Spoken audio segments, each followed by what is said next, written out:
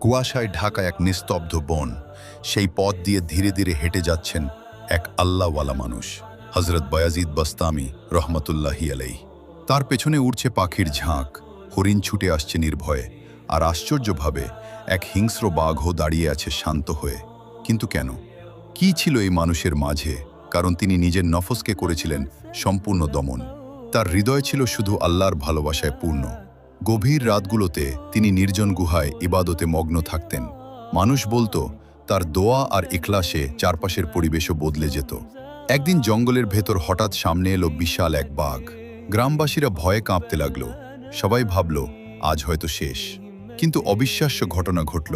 বাঘটি ধীরে মাথা নিচু করে তার সামনে বসে পড়ল। হজরত বায়েজিদ বোস্তামি রহমতুল্লাহি আলাইহি শুধু মৃদু হাসলেন। তিনি বলতেন যে সত্যিকারের আল্লাহকে ভালোবাসে, আল্লাহ সৃষ্টি নিজেই তাকে ভালোবাসতে শুরু করে। পশু পাখি মুখের ভাষা না বুঝলেও অন্তরের ভাষা ঠিকই বুঝে।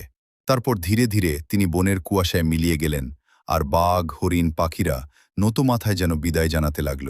সুবহান আল্লাহ, আল্লাহু আকবার। এই গল্পটি কেমন লাগলো